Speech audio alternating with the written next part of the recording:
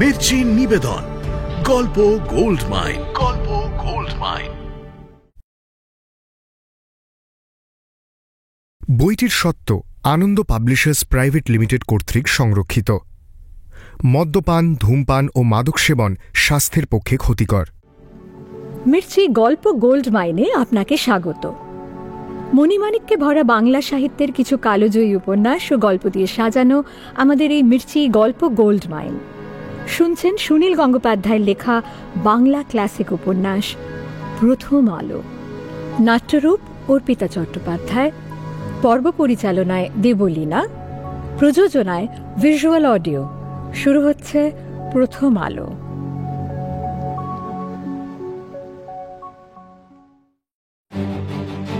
এই নাট্যশালার নাম শুনে তখনও লোকে মনে রাখবে আমাকে, বিনোদিনী থিয়েটার। শুনতেও বা খারাপ কি? আমি ন্যাশনাল সে জ্যাদা অনেক ভালো থিয়েটার বানাবে। ওই ওরতের কত কিমত, উকে আমার চাই। তোমরা আমার এইটুকু কথাও রাখলে না। আমার ইচ্ছের কোনো দাম নেই। নদীর উপর নতুন সেতু যখন গড়া হয় তখন নাকি ভিতের উপর একটি শিশুকে বলি দিতে হয়। বাংলা নাটকের স্বার্থে তোকে আমরা বলি দিলাম। ঠকালে তোমরা, আমার ঠকালে।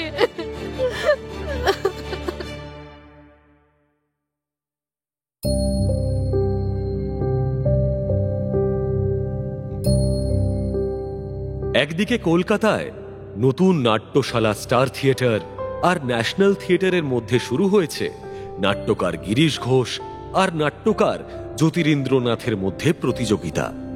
দর্শক কোন নাটকে মুগ্ধ হবে এই নিয়ে যখন কলকাতার বাঙালি মত্ত, ঠিক তখনই সুদূর পার্বত্য ত্রিপুরার জঙ্গলে দাঁড়িয়ে আর এক বাঙালি, শশীভূষণ। মহারাজ বীরচন্দ্রের প্রাণ বাঁচানোর পর পুরস্কারের বদলে পেয়েছেন মৃত্যুর আদেশ। স্বয়ং মহারাজ বন্দুক উঁচিয়ে বলেছেন মরতে হবে শশীভূষণকে।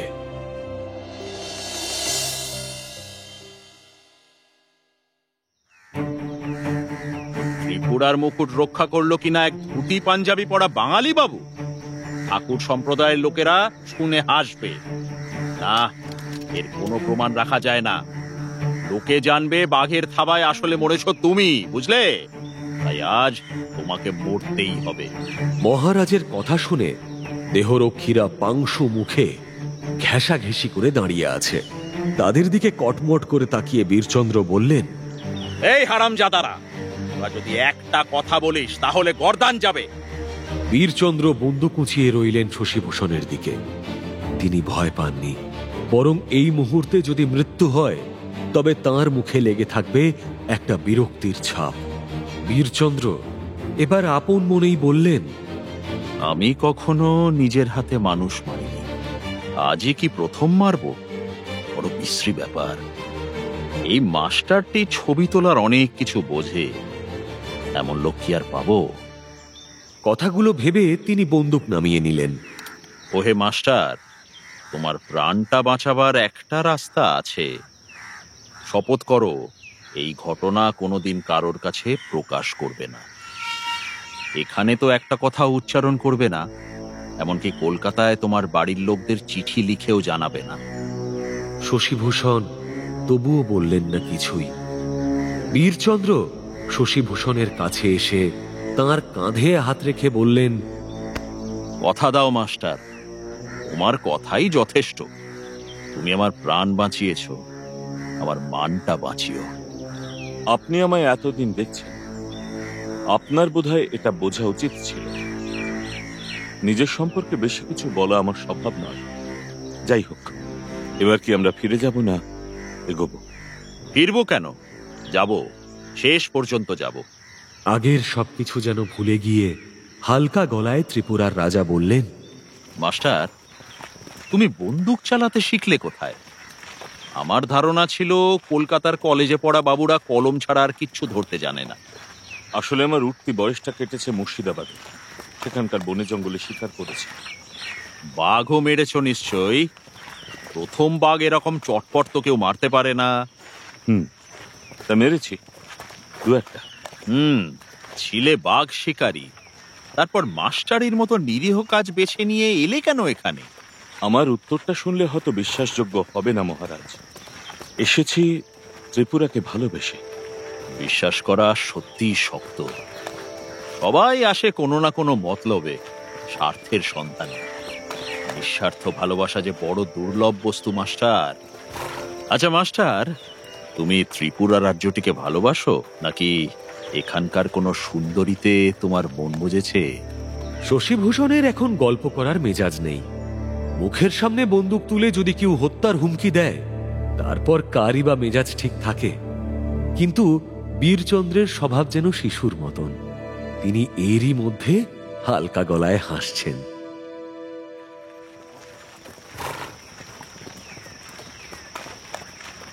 কয়েকবার চড়াই উতরাইয়ের পর তারা এসে থামলেন একটা ঝর্ণার সামনে, সমতল থেকে অনেকখানি উঁচুতে।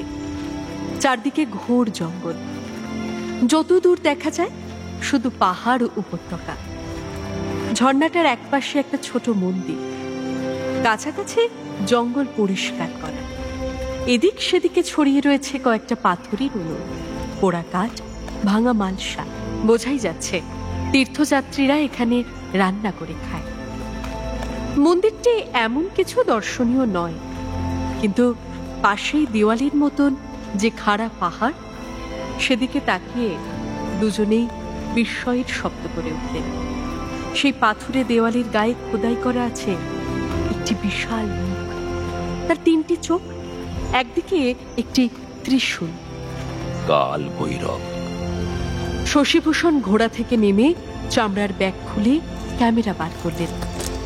এদিক ওদিক তাকাতে তাকাতে বললেন, আরো আরো অনেক খোদাই করা মূর্তি আছে মহারাজ। ওই যে বিষ্ণু, সুদর্শন চক্র, গরুড়। ঝর্ণাটির জলধারা ক্ষীণ। হেঁটে পার হয়ে এলেন দুজনে। পাহাড়ের গায়ে দেখতে লাগলেন একের পর এক মূর্তি। এই সেই ঊনকোটি তীর্থ। এ পর্যন্ত আমি ঠিক বিশ্বাস করতে পারিনি। ভেবেছিলাম গল্প কথা। এই দুর্গম পাহাড়ের গায়ে কে এত মূর্তি খোদাই করে রাখবে? কার জন্য? মন্দিরেও তো কেউ থাকে না। 59 তার মানে জানো, 1 কোটির থেকে মাত্র একটি কম। কত মূর্তি ও ছবি যে আছে, তার সব আজ পর্যন্ত কেউ দেখেনি। শুনেছি 1000 বছর আগে শিবের ভক্তরা এখানে এসব করে গেছে। প্রতি বছর অশোকাষ্টমীর সময় এখানে তীর্থযাত্রীরা দূর দূর দেশ থেকে আসে। মহারাজ, এ যে শিল্পের খনি, ইতিহাসের খনি। এখানে আসার আগে আমি কোনোদিনও 59 নামও শুনিনি। স্ট্যান্ডের উপর ক্যামেরা বসিয়ে ছবি তোলার ব্যবস্থা হলো। কোনোটা বীরচন্দ্র তুলছেন, কোনোটা শশীভূষণ। ছবি অবশ্য ভালো আসার সম্ভাবনা কম। এখানকার আকাশ মেঘলা, যথেষ্ট আলো নেই। পাহাড়ের ধারে ধারে খাদ নেমে গেছে, দেখা যায় অনেক দূর পর্যন্ত। কোনো কোনো স্থানে নিচে নামার জন্য সিঁড়ির চিহ্ন রয়েছে, অর্থাৎ এককালে সিঁড়ি ছিল, এখন ক্ষয়প্রাপ্ত। তবু সে চিহ্ন ধরে নামতে আরো দেওয়াল চিত্র ও ভাস্কর্য দেখা যায়। শশীভূষণ এরই মধ্যে 100-র বেশি দেখেছেন। সত্যি যেন শেষ নেই। বেশি নিচে নামতে সাহস হয় না, তাহলে আবার উপরে ওঠা খুবই কষ্টকর হবে। বীরচন্দ্রের ভারী চেহারা, পাহাড়ে বেশি ওঠানামা করলে তিনি শ্রান্ত হয়ে পড়েন, শ্বাসকষ্ট হয়। শশীভূষণ এক এক দিক দেখে এসে মহারাজকে মূর্তিগুলির বর্ণনা দেন। ব্রহ্মা, বিষ্ণু, মহেশ্বর, হনুমান, গণেশ, নানান ভঙ্গিমার কিন্নরী, বুদ্ধ, ভগীরথী, রাবণ, কি নেই। একসময় শশীভূষণও পরিশ্রান্ত হয়ে পড়লেন, তবু ফিরে যেতে ইচ্ছা করে না। মহারাজের সঙ্গে বসে তিনি পরিপার্শ্বের রূপ উপভোগ করতে লাগলেন। একসময় তিনি অভিভূতভাবে বললেন, মহারাজ, ত্রিপুরার যে এত সম্পদ আছে, তা সারা ভারতবর্ষের মানুষের জানা উচিত। আপনি অজন্তার কথা শুনেছেন? মহারাষ্ট্রের এক দুর্গম অঞ্চলে পাহাড়ের গুহার মধ্যে বৌদ্ধ শিল্পীরা কি সব অপূর্ব শিল্প সম্পদ রেখে গেছেন। বহুকাল লোকে সেই সব শিল্পকীর্তির কথা জানতই না। ইংরেজরা এই শতাব্দীতে পুনরাবিষ্কার করেছে সেসব। ইংরেজরাও কি ত্রিপুরার এই ঊনকোটির সন্ধান জেনেছে? আমার ইচ্ছে করে সারা জগতের মানুষকে ডেকে এনে দেখাতে, কিন্তু আমার কথা কে শুনবে? সেই জন্যই বলছিলাম মহারাজ, কলকাতায় ত্রিপুরা সরকারের একটা কেন্দ্র থাকলে এইসব জিনিসের প্রচার হতো। ভারতের রাজধানীতে এখন সারা পৃথিবীর মানুষই আসে। তোমার প্রস্তাবের সারবত্তা আছে তা ঠিক, তাহলে সেই ব্যবস্থাই করা যাক। বাড়ি বানাতে সময় লাগবে, তার আগে কলকাতা শহরে একটা বড়সড় বাড়ি ভাড়া করলেই হয়। তার এক অংশে আমি গিয়ে মাঝে মাঝে থাকবো, আর এক অংশে হবে আমার সরকারের দপ্তর। তুমি হবে সেই দপ্তরের নিয়ামক। আমি? না না না, আপনি অপর কারোর ওপর ভার দিন, ও দায়িত্ব নিতে আমি রাজি নই। আমি ত্রিপুরাতেই থাকতে চাই। এখানে আরো কত কি দেখার আছে। কলকাতায় চাকরি করা আমার পক্ষে সম্ভব নয়। আমি যদি বলি তোমায় যেতেই হবে, তোমার পাঠশালায় তো ছাত্র জোটে না। আমি ঠিক করেছি ও পাঠ এবার চুকিয়ে দেব। রাজধানীতে একটা কলেজ বানাবো, সেখানে সাধারণ ঘরের ছাত্ররাও পড়বে, রাজকুমাররাও ইচ্ছে হলে পড়বে। তবে সে কলেজ বানাতে তো দেরি লাগবে। ততদিন তুমি কি করবে? তোমার যে আর চাকরি থাকবে না। আপনার এখানে চাকরি না থাকলে আমি পরিব্রাজক হব। ইংরেজের রাজত্ব সীমার মধ্যে আমি কোনো দিনও চাকরি করতে যাব না। পরম করুণাময়ের কৃপায় নিজের ব্যয় সংস্থান আছে আমার। ওহে শশী মাস্টার, তুমি তো দেখছি বেশ ঘাড় ব্যাঁকা। আমি বললাম তোমায় কলকাতায় যেতেই হবে, তুমি তা প্রত্যাখ্যান করলে। কোন রাজা মহারাজের মুখের উপর কেউ এমন কথা বলে, তার ফল কি হয় জানো না? যদি বেয়াদপি করে থাকি তাহলে ক্ষমা করবেন মহারাজ। আপনি কুমারদের পাঠশালা তুলে দিচ্ছেন, আমিও ইস্তফা দিচ্ছি। আমি আর কোনো চাকরি চাই না। ইস্তফা দেওয়ার তো প্রশ্নই ওঠে না। রাজার মুখের উপর যদি কেউ কথা বলে, তাতে রাজার ক্রোধের উদ্রেক হয়। যে রাজার ক্রোধ নেই তাকে কেউ মানে না। রাজার ক্রোধ হলে সেই বেয়াদবকে শাস্তি দিতেই হয়। তোমাকে শাস্তি দিতে আমি বাধ্য। বেশ, শাস্তি দিন, আমি মাথা পেতে নেব। মাথা পেতেই নিতে হবে তোমায়। তোমার ধড় থেকে মাথাটা আলাদা হয়ে যাবে, সবার চোখের আড়ালে। তোমার ধড় কিংবা মাথা কেউ আর খুঁজে পাবে না। জঙ্গলের মধ্যে পুঁতে দেওয়া হবে। কোনো এক সময় তা নিয়ে ভোজের উৎসব করবে অন্য জন্তুরা। মহারাজ, আজ সকালে আপনি এক বিচিত্র মেজাজে আছেন। এই নিয়ে দ্বিতীয়বার আপনি আমাকে পৃথিবী থেকে অদৃশ্য করে দেবার কথা বললেন, কিন্তু এত তাড়াতাড়ি পৃথিবী ছাড়ার একেবারেই ইচ্ছে নেই আমার।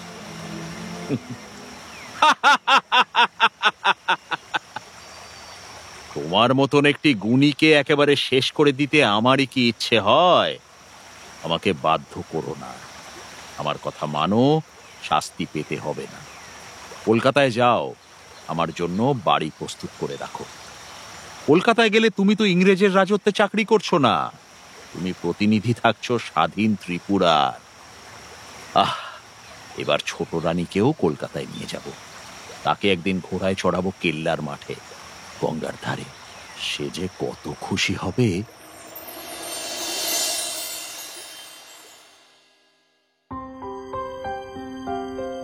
একদিকে ত্রিপুরায় বসে এক পুরুষ এক রমণীকে কেল্লার মাঠে ঘোড়া চড়াবেন বলে কলকাতায় বাড়ি নিতে চাইছেন, আর কলকাতায় এক পুরুষ এক নারীকে পাওয়ার আশায় আস্ত একটা থিয়েটার গড়ে দিচ্ছেন।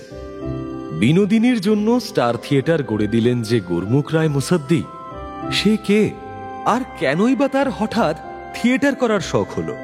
গুরমুখ রায় মুসাদ্দির বাবা গণেশ দাস মুসাদ্দি ছিলেন একজন বিশিষ্ট ব্যবসায়ী এবং হোর মিলার কোম্পানির প্রধান দালাল। পিতার আকস্মিক মৃত্যুর পর 18 বছরের ছেলে গুরমুখ বিশাল সম্পত্তির উত্তরাধিকারী হয়। টাকার মূল্যই যেন সে বোঝে না। দুহাতে টাকা ছড়িয়েই তার আনন্দ। ইয়ার বকশি মোসাহেবও জুটে গেল যথারীতি। সন্ধ্যের পর তারা সারা শহর মাতিয়ে বেড়ায়। ইদানিং থিয়েটার নাটকের খুব রমরমা। গুরমুখ তার সাঙ্গপাঙ্গদের নিয়ে প্রায় থিয়েটার দেখতে আসে। তারা সংখ্যায় 10-12 জন হলেও টিকিট কাটে 50 খানা। সামনের দুসারিতে কেউ বসবে না, তারা ইচ্ছে মতন পা তুলে দেবে। নেশার ঝোঁকে আধশোয়া হবে, যখন তখন বিকট চিৎকার করবে। গিরিশচন্দ্রের সীতাহরণ নাটকটি খুবই জনপ্রিয় হয়েছে। পুষ্পক রথে সীতাকে হরণ করে নিয়ে যাচ্ছে রাবণ। সীতার ভূমিকায় বিনোদিনী। সুরামত্ত অবস্থায় গুরমুখ চেঁচিয়ে উঠল, ওই ওরতের কত কিমত, উকে আমার চাই। ওদিকে হাত পারিও না পাওয়া, ও ওরাত আগুনের খাপড়া, ছুঁতে গেলেই হাত পুড়ে যাবে।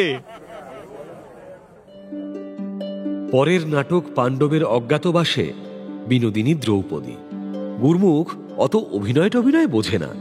সে বিনোদিনীকে দেখতে বারবার আসে এবং দুরন্ত বালকের মতন আবদার ধরে, ওই ওরতকে আমার চাই। কিন্তু তার সঙ্গীরা সকলেই জানে এই ছলাকলাময়ী নারী এক প্রভাবশালী ধনীর রক্ষিতা। নিছক টাকা পয়সার লোভ দেখিয়ে তাকে ভাঙিয়ে আনা যাবে না। একদিন গুরমুখ আর তার দলবল নাটক শুরু হয়ে যাওয়ার পর এসে টিকিট চাইল। সেদিন সব আসন পূর্ণ হয়ে গেছে, কিন্তু গুরমুখ সে কথা মানবে কেন? গুচ্ছ গুচ্ছ টাকা বার করে ফর ফর করে ছড়াতে ছড়াতে সে চেঁচাতে লাগলো, টিকিট লাও, টিকিট লাও। সেই সন্ধ্যায় তাদের নেশার পরিমাণ বেশি হয়েছিল। ভেতরে ঢুকে এসে তারা এমন হট্টগোল শুরু করে দিল যে অভিনয় বন্ধ হবার উপক্রম। ন্যাশনাল থিয়েটারের মালিক প্রতাপচাঁদ জহুরির এই বেলেল্লাপনা সহ্য হল না। তিনি দারোয়ানদের হুকুম দিলেন ওদের বার করে দেওয়ার জন্য।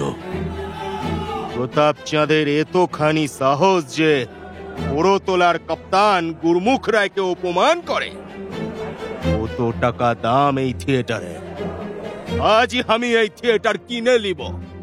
সেদিন বিতাড়িত হলো বটে, কিন্তু গুরমুখ নিজস্ব থিয়েটারের মালিক হওয়ার জন্য গোঁ ধরে রইল।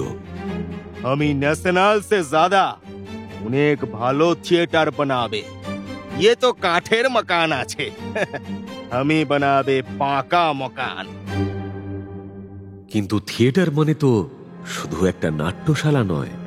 অভিনেতা অভিনেত্রী কলাকুশলীদেরও দরকার। সর্বোপরি চাই বিনোদিনীকে। সেই যোগাযোগও ঘটে গেল আকস্মিকভাবে। ঠিক এই সময় ন্যাশনালের মালিক প্রতাপচাঁদের সঙ্গে বিনোদিনীর বনিবনা হচ্ছিল না। বিনোদিনীর নামে টিকিট বিক্রি হয়। প্রতিটি ভূমিকা নিখুঁত করার জন্য বিনোদিনী প্রাণ দিয়ে খাটে, কিন্তু সে তুলনায় মালিকের কাছে বিনোদিনীর খাতির নেই। মাঝখানে বিনোদিনী 1 মাসের ছুটি নিয়ে তার বাবুর সঙ্গে বেড়াতে গিয়েছিল, আর প্রতাপচাঁদ বলে কিনা সেই 1 মাসের মাইনে সে দেবে না বিনোদিনীকে। কাজ না করলে আবার মাইনে কিসের? তা শুনে দর্পের সঙ্গে বিনোদিনী বলল, বেশ, তবে আমি চললাম। সে সাজ পোশাক খুলে রঙ্গালয়ে চলে যেতে গেল তক্ষুনি। এদিকে সেকেন্ড বেল পড়ে গেছে। একটু পরেই নাটক শুরু হওয়ার কথা। খবর পেয়ে কিচক বেশি গিরিশ ঘোষ পথ আটকে বললেন, বিনোদ, তুই সাজ পরেও সেই সাজ খুলে চলে যাবি? যাওয়াটা অন্যায্য নয়, কিন্তু দর্শকরা কত আশা করে এসেছে, তারা তোর অভিনয় দেখতে এসেছে, তাদের বঞ্চিত করবি তুই? তারা তো কোনো দোষ করেনি। গুরুবাক্য অগ্রাহ্য না করে আবার সাজল বিনোদিনী।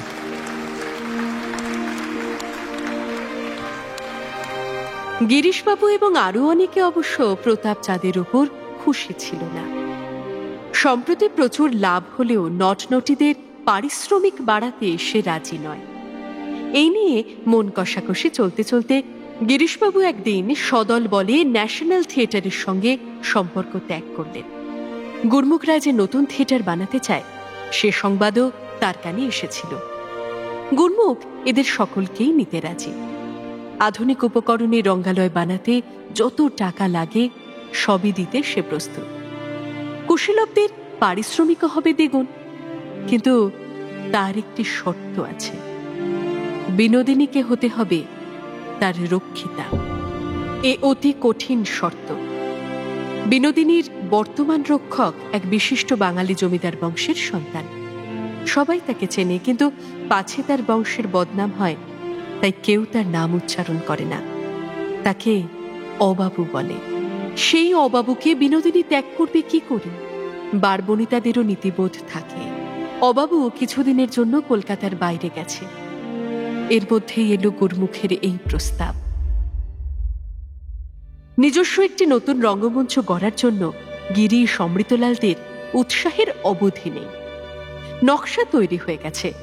পিটন স্ট্রিটে জমি লিজ নেবার বন্দোবস্ত একেবারে পাকা। কিন্তু গুরমুখের ওই শর্তটি হলো প্রধান বাধা। গুরমুখের জেদ, বিনোদিনীকে পেলে তবে আমি থিয়েটার বানাবে, नहीं होगा तो बनाবে না। গিরিশ ও অন্যান্য সমস্ত নটনটিরা বিনোদিনীকে গিয়ে ধরল। নিজস্ব একটি রঙ্গমঞ্চ পাবার এমন একটা সুবর্ণ সুযোগ বিনোদিনীর ওপরই নির্ভর করছে। গিরিশবাবু বললেন, বিনোদ, থিয়েটারের জন্যই লোকে তোকে চেনে। মঞ্চেই আমরা অসাধারণ, মঞ্চের বাইরে আমরা কেউ না। সেই থিয়েটারের জন্য তুই এইটুকু ত্যাগ স্বীকার করতে পারবি না? অবাবুর ওপর তোর এত দায় কিসের? সে মুখে তোকে অত সোহাগ জানায় যেন তোকে বই আর কারুকে জানে না। কিন্তু সে এখন কলকাতায় নেই কেন? হ্যাঁ, তোকে না জানিয়ে চুপি চুপি বিয়ে করতে গেছে। গুরমুখ রায় বিনোদিনীর চেয়েও বয়সে ছোট। বিকৃত উৎকট তার স্বভাব।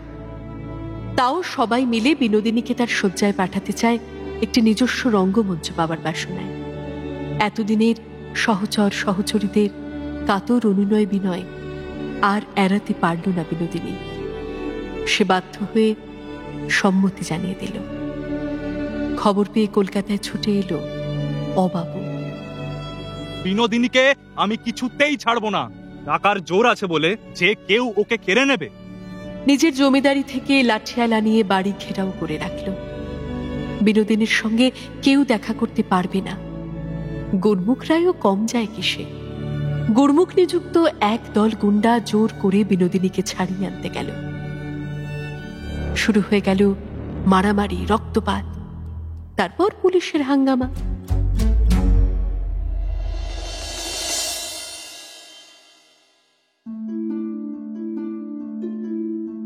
এইসব ডামাডোলের মধ্যে গিরিশ সম্প্রদায় বিনোদিনীকে সরিয়ে নিয়ে গেল এক অজ্ঞাত স্থানে। অতি ঘনিষ্ঠ দু চারজন ছাড়া কেউ তার সন্ধান জানে না। দ্রুত গতিতে থিয়েটার ভবনের নির্মাণ কার্য চলছে। নিজেদের দল গড়ার উত্তেজনায় সবাই অধীর। নতুন নাটক নামাতে হবে এবং বিনোদিনী অভিনয় না করলে দর্শকদের ব্যাকুল করা যাবে না। গিরিশচন্দ্র দক্ষযজ্ঞ নামে নাটক দ্রুত লিখে ফেলেছেন। গোপনে গোপনে বিনোদিনীকে এনে অন্য একটি বাড়িতে মহড়া চলছে। স্বয়ং গিরিশচন্দ্র দক্ষ, আর সতীর ভূমিকায় বিনোদিনী যেন সতীত্বের প্রতিমূর্তি। একদিন মহড়া থেকে ফিরে এসে বিনোদিনী তার অজ্ঞাত বাসের আস্তানায় ঘুমোচ্ছে। ভোরের দিকে তার শয়নকক্ষের দরজা সশব্দে খুলে গেল। কাঁচা ঘুম ভেঙে বিনোদিনী দেখল জুতো মশমশিয়ে সে ঘরে ঢুকছে অবাবু। একেবারে যোদ্ধা বেশে, কোমরে ঝুলছে তলোয়ার, ক্রোধে গনগনে মুখ। গম্ভীর কণ্ঠে সে বলল, এত ঘুমোচ্ছ কেন? বিনোদিনী ধর্মড়িয়ে উঠে বসতেই অবাবু একগোছা টাকা বার করে বলল, মেনি, তুমি কিছুতেই ওই মরকটটার কাছে যেতে পারবে না। ওইসব থিয়েটারের বাজে লোকেদের সংসর্গ তোমাকে ছাড়তে হবে। না, তা আর হয় না। আমি ওদের কথা দিয়েছি, থিয়েটারের বন্ধুদের আমি ছাড়তে পারবো না। কথা দিয়েছো? টাকা দিয়ে চুকিয়ে দাও। 10,000 না কুলোয় আমি আরো 10,000 দিচ্ছি। এবার বিনোদিনীর আঁতে ঘা লাগলো। এরা শুধু টাকা চেনে। এরা মনে করে টাকা দিয়ে মানুষকেও কেনা যায়। সে তেজের সঙ্গে বলল, রাখো তোমার টাকা। টাকা আমি উপার্জন করেছি, টাকা আমায় উপার্জন করেনি। ভাবতে থাকে এমন 10-20 হাজার টাকা আমার কাছে অনেক আসবে। তুমি যাও, তোমার সঙ্গে আমার সম্পর্ক শেষ। থিয়েটার আমার ধ্যান জ্ঞান, আমি থিয়েটার ছাড়তে পারবো না। অবাবুর শরীরটা যেন মশালের মতন জ্বলে উঠল। খাপ থেকে তলোয়ার খুলে সে বিনোদিনীকে মারতে গেল। সেই উদ্যত তলোয়ারের কোপ পড়ার শেষ মুহূর্তে বিদ্যুৎ গতিতে মাথা সরিয়ে নিল বিনোদিনী। পাশের একটা হারমোনিয়ামে সে কোপ পড়ে গেঁথে গেল 2 ইঞ্চি।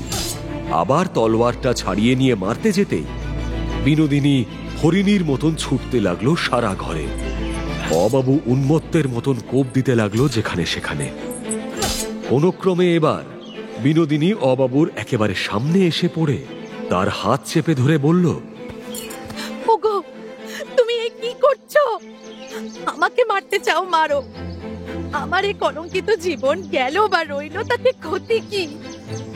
কিন্তু তোমার যে হাতে দড়ি পড়বে, খুনের দায় তুমি। আমি সামান্য এক নারী, আমার জন্য সব খোয়াবে। তোমার বংশের সুনামের কথা ভাবো, একবার পরিণামের কথা ভাবো। অবাবু এবার তলোয়ারটা দূরে ছুঁড়ে ফেলে দিল। খাটের ওপর বসে পড়ে দু হাতে মুখ ঢেকে আ আ শব্দে কাতর চিৎকার করতে লাগলো। একটু দূরে দাঁড়িয়ে কাঁপতে লাগলো বিনোদিনী। একজন মানি লোকের এই কাতরতা সহ্য করা যায় না। দুর্বল মনে একবার সে ভাবল অবাবুর সঙ্গেই চলে যাবে, কিন্তু পর মুহূর্তেই মনে পড়ল মঞ্চের কথা, বন্ধুদের কথা, গুরুর কথা, ফুটলাইটের খেলা, এক এক রকম পোশাকে এক এক রকম চরিত্র, অন্ধকার প্রেক্ষাগৃহে দর্শকের হাততালি। তার চোখে জল চলে এলো।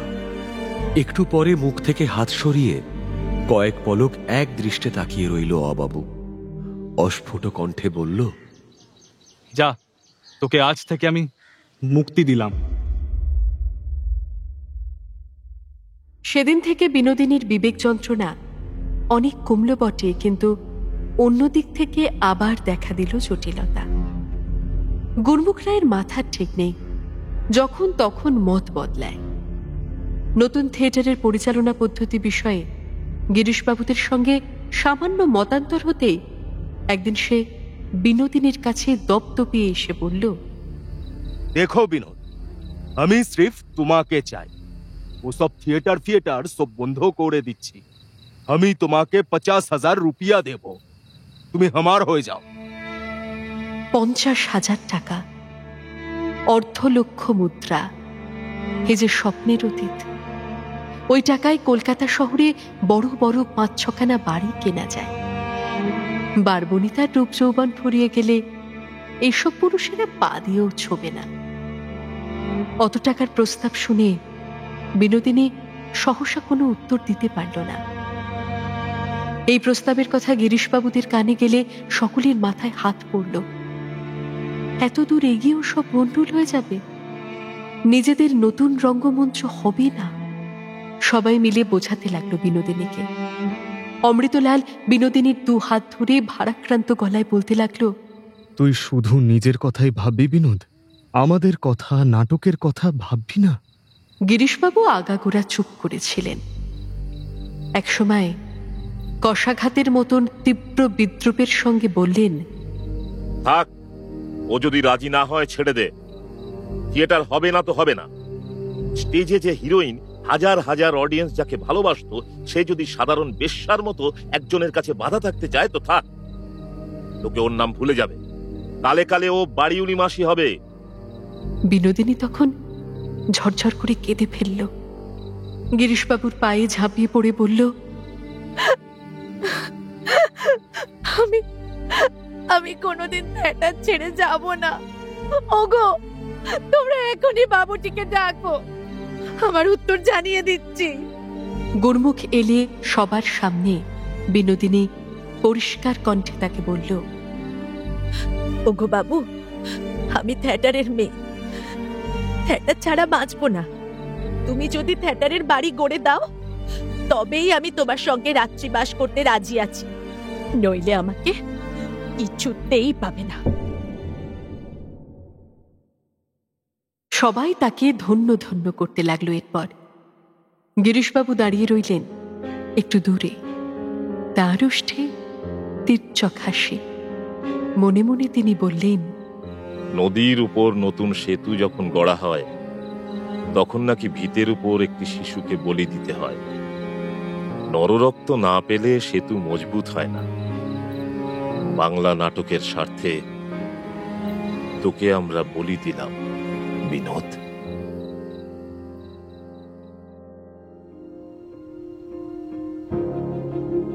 এরপর এরপর প্রচুর অর্থ ব্যয়ে দ্রুত গতিতে গড়া হতে লাগলো নাট্যশালা। কিন্তু এর নাম কি হবে? বিনোদিনীর খুব ইচ্ছে এই নাট্যশালার সঙ্গে যুক্ত হোক তার নাম। একদিন না একদিন এই দেহপট পঞ্চভূতে বিলীন হয়ে যাবে। এই নাট্যশালার নাম শুনে তখনও লোকে মনে রাখবে আমার বিনোদিনী থিয়েটার। শুনতেও বা খারাপ কি? প্রথমে সবাই এই নাম রাখতে রাজি, তারপর আড়ালে ফিসফিসানি শুরু হয়ে গেল। অন্য থিয়েটারগুলোরও নাম বেঙ্গল, ন্যাশনাল, গ্রেট ন্যাশনাল, সেখানে বিনোদিনী, বেশি বাড়াবাড়ি হয়ে যাবে না? সবাই জানবে এক বারবনিতাকে মাথায় তোলা হয়েছে। সমাজের প্রতি অপমান। এখনো ভদ্র শ্রেণীর অনেকেই থিয়েটারে আসে না, মহিলা দর্শকদের সংখ্যা খুবই কম। ওই রকম নাম রাখলে যদি দর্শকের সংখ্যা আরো কমে যায়। বিনোদিনী এই আপত্তির কথা শুনে অভিমানে ঠোঁট ফোলালো। সে এতখানি আত্মত্যাগ করলো, এরা তার কোনো মূল্য দেবে না। তাকে সান্ত্বনা দিয়ে কয়েকজন বলল, বরং নাম রাখা যাক বি থিয়েটার। খবরের কাগজওয়ালাও কিছু বলতে পারবে না। ঠিক, বি তো শুধু বি, কিন্তু লোকে ঠিকই জানবে বি আসলে কে। সেই রকমই ঠিক ছিল। কিন্তু যেদিন কয়েকজন মিলে রঙ্গমঞ্চটি রেজিস্ট্রি করতে গেল, সেখানে তারা নাম দিয়ে এলো স্টার থিয়েটার। বিনোদিনী ছুটে এসে গিরিশবাবুর কোলে পড়ে বলল, তোমরা আমার এইটুকু কথাও রাখলে না। আমার ইচ্ছের কোনো দাম নেই। গিরিশবাবু তার পিঠে হাত বুলিয়ে দিতে দিতে বললেন, আরে পাগলি, তোর নামই তো রাখা হয়েছে। স্টার আর কে? সব নাটকে তুই স্টার। আমি দিব্য দৃষ্টিতে দেখতে পাচ্ছি রাস্তার লোকেরা কি বলা বলি করতে করতে যাচ্ছে। একজন বলছে এই থিয়েটারের নাম স্টার হলো কেন গা? অন্যজন বলছে বুঝতে পারলিনি, এই নতুন দলটার স্টার কে? বিনোদিনী গো, বিনোদিনী। স্টার মানেই বিনোদিনী। ঠকালে, তোমরা আমার ঠকালে।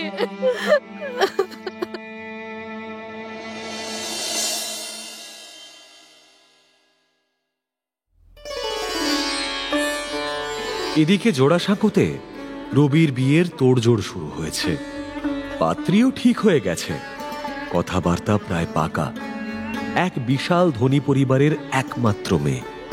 এই বিয়েতে রবি রাজকন্যা লাভ করার সঙ্গে পাবে রাজত্ব, 7 লাখ টাকা আয়ের জমিদারি। পাত্রীপক্ষ অবশ্য বাঙালি নয়, দক্ষিণ ভারতীয়, কিন্তু তাতে কিচ্ছু যায় আসে না। এই বিয়েতে জ্ঞানদানন্দিনীরই বেশি উৎসাহ। স্বামীর সঙ্গে তিনি ভারতের নানা অঞ্চলে গিয়ে থেকেছেন, অন্য ভাষাভাষী মানুষজনের সঙ্গে মিশেছেন অন্তরঙ্গভাবে। তার মতে, রবির বিয়ে তো যেমন তেমন মেয়ের সঙ্গে হতে পারে না। এই মেয়েটি ইংরেজি জানে, পিয়ানো বাজিয়ে গান গাইতে পারে। ঘটকের মুখে কন্যাটির রূপগুণের আরো অনেক পরিচয় পাওয়া গিয়েছিল। শুধু এ বাড়ির মহিলাদের একবার দেখে আসাটাই বাকি আছে। বড় দাদা দ্বিজেন্দ্রনাথ তো একটা কবিতায় লিখে ফেললেন রবির আসন্ন বিয়ে উপলক্ষে। দেবেন্দ্রনাথও রবির বিবাহ ব্যবস্থা করার জন্য তাড়া দিচ্ছেন মুসৌরি থেকে। রবির 22 বছর বয়স হয়ে গেছে, তাকে এখন জমিদারি দেখাশোনার কিছু দায়িত্ব নিতে হবে। তার আগে সংসারী হওয়া দরকার।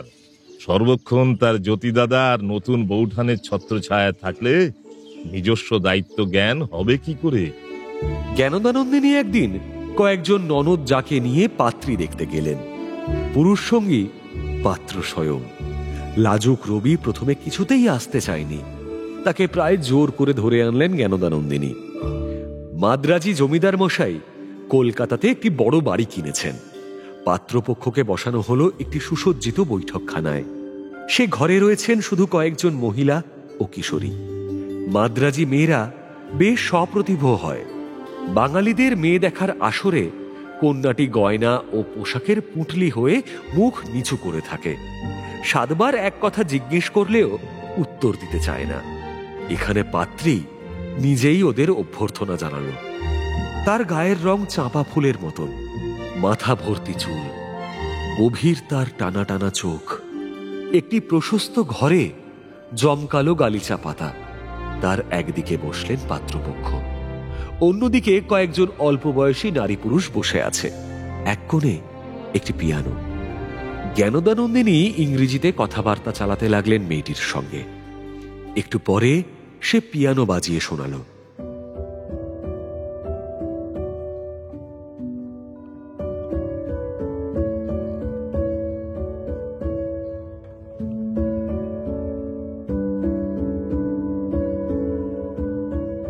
তার শিক্ষা অতি উত্তম তো বটেই, উত্তর ভারতের সঙ্গীত রীতির সঙ্গে দক্ষিণ ভারতীয় সঙ্গীতের কি প্রভেদ তাও বুঝিয়ে দিতে লাগলো সে। কথা বলতে বলতে রবির দিকে মাঝে মাঝে তাকাতে লাগলেন জ্ঞানদানন্দিনী। রবির যে পছন্দ হয়ে গেছে তাতে কোনো সন্দেহ নেই, যদিও সে নিজে মুখ ফুটে যোগ দিচ্ছে না আলোচনায়। একসময় চটি ফটফটিয়ে সেই কক্ষে প্রবেশ করলেন এক দীর্ঘকায় পুরুষ। তিনি গৃহকর্তা। নমস্কার বিনিময়ের পর তিনি বললেন, নমস্কার, আমার কন্যার সঙ্গে পরিচয় হয়েছে তো? ইনি আমার স্ত্রী, আর ওই হলো আমার কন্যা। ঘরের মধ্যে যেন একটি বজ্রপাত হলো। এতক্ষণ যার সঙ্গে কথাবার্তা চলছিল, যাকে এরা পাত্রী হিসেবে মনোনীত করে ফেলেছিলেন, সে আসলে ওই ভদ্রলোকের স্ত্রী। আর দেওয়াল ঘেঁষে জড়সড় হয়ে বসে থাকা অতি সাদামাটা একটি কন্যাই আসলে পাত্রী। হাসি চাপার জন্য দারুণ সংযম দেখাতে হলো পাত্রপক্ষকে। সৌজন্য রক্ষার জন্য বড় বড় মিষ্টির থালা থেকে মুখে দিতে হলো কিছু কিছু। তারপর পরে পাকা কথা জানাবো বলে জ্ঞানদানন্দিনী সদল বলে বেরিয়ে এলেন। বাড়ি ফিরে সবাই ফেটে পড়লেন হাসিতে। মাদ্রাজি জমিদার মশাইয়ের সর্বগুণান্বিতা স্ত্রীটি সম্ভবত তৃতীয় পক্ষের। বিমাতা ও কন্যা প্রায় সমবয়সী। রবিকে নিয়ে কৌতুকের আর শেষ রইল না।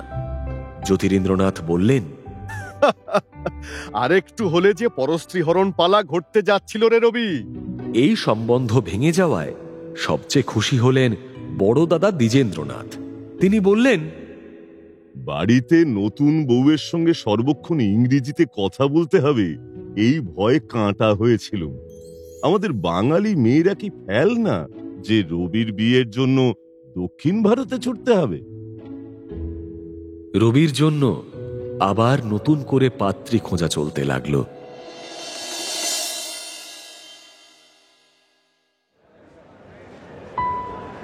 স্টার থিয়েটার গড়ার পেছনে এইসব কলহ, মান, অভিমান, ত্যাগ ও লালসা সবই তুচ্ছ, যদি সামাজিক পটভূমিকায় এর বিচার করা যায়।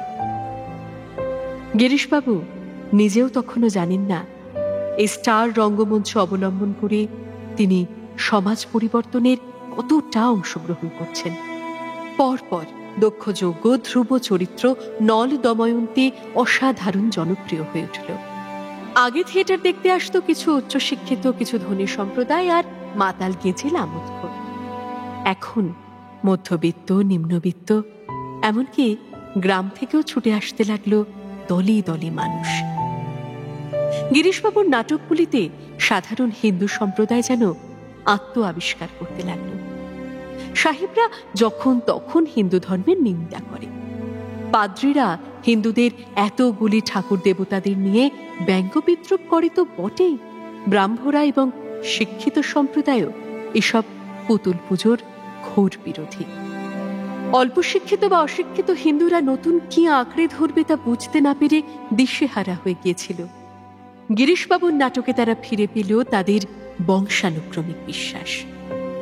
100টা বক্তৃতার চেয়েও একটি বিশ্বাসযোগ্য নাটকের শক্তি অনেক বেশি।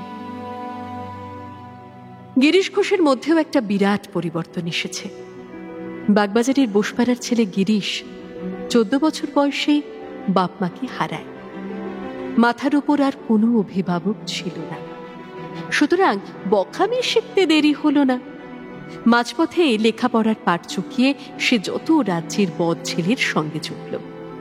মদ্যপানের সঙ্গে সঙ্গে ফুর্তি ও উচ্ছৃঙ্খলতায় গিরিশের জুড়ি ছিল না, কিন্তু অন্যান্য বকাটে ছেলেদের সঙ্গে তার তফাৎ এই যে তার পড়াশোনার নেশাও ছিল দারুণ। নিজের চেষ্টায় ইংরাজি শিখে সে শেক্সপিয়ার, মিল্টন পাঠ করে। তার সাহিত্যবোধ গাঢ় হতে লাগলো দিন দিন। প্রথম যৌবনে একদল বন্ধুকে নিয়ে একটা শখের যাত্রা দল খুলেছিল গিরিশ। ক্রমে পরিচয় হয় দীনবন্ধু মিত্র মাইকেল মধুসূদন দত্তের সঙ্গে। তারপর সে জড়িয়ে পড়ল নাট্য জগতে। এখন অভিনয় তাকে ইংল্যান্ডের প্রখ্যাত নট গ্যারিকের সঙ্গে তুলনা করা হয়। তাছাড়া তিনি অতি সার্থক নাট্য শিক্ষক ও পরিচালক, ইদানিং নাট্যকারও। সকলের শ্রদ্ধেয় ও সম্মানিত হয়েও গিরিশ ঘোষ তার দুর্দান্তপনা ছাড়েননি। মদ খেয়ে মাতলামি করার সময় মনে হয় ইনি রুদ্রচন্দ্র। সেই সঙ্গে আবার বিশিষ্ট বুদ্ধিজীবী এবং নাস্তিক। যুক্তিবাদী সাহিত্য ও বিজ্ঞান পাঠ করে গিরিশের ধারণা হয়েছিল যে আরে রাখুন মশাই, রাখুন, সবকিছু প্রকৃতির নিয়মে চলে, বুঝেছেন? একজন সৃষ্টিকর্তা কিংবা ঈশ্বরের কোনো ভূমিকাই নেই বিশ্বজগতে। ধর্মের প্রসঙ্গ উঠলেই গিরিশ ডাক্তার মহেন্দ্রলাল সরকারের মতন কথা বলেন। নাট্য নিয়ন্ত্রণ আইন পাশ হবার পর নাটকের ধারা পাল্টেছে। ভক্তিরসের পৌরাণিক নাটক প্রচুর দর্শকদের আকৃষ্ট করছে, কিন্তু নিছক জনপ্রিয়তা কিংবা ব্যবসায়িক সাফল্যের মোহে গিরিশ পৌরাণিক নাটক লিখছে না। এর মধ্যে তার একটা বিরাট মানসিক পরিবর্তন ঘটে গেছে। একবার দারুণ অসুস্থ হয়ে পড়ার পর তিনি যুক্তি বিসর্জন দিয়ে অবলম্বন করেছেন ভক্তি। অবিশ্বাস থেকে ফিরে আসতে চাইছেন বিশ্বাসের পথে, কিন্তু পথপ্রদর্শক কোথায়?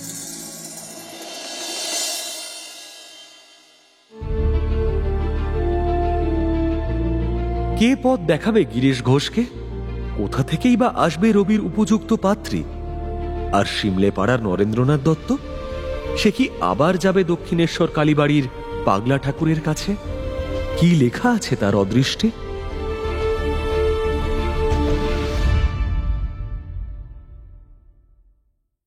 মির্চি গল্প গোল্ড মাইনে শুনছেন সুনীল গঙ্গোপাধ্যায়ের লেখা প্রথম আলো।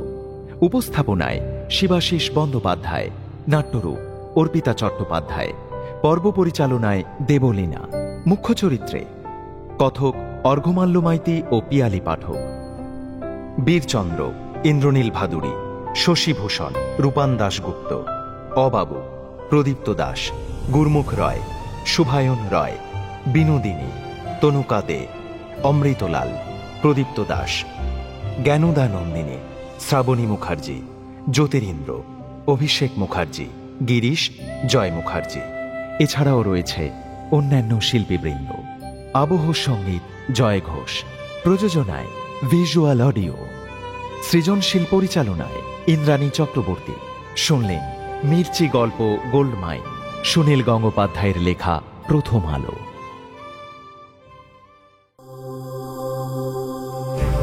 মির্চি নিবেদন গল্প গোল্ড মাইন।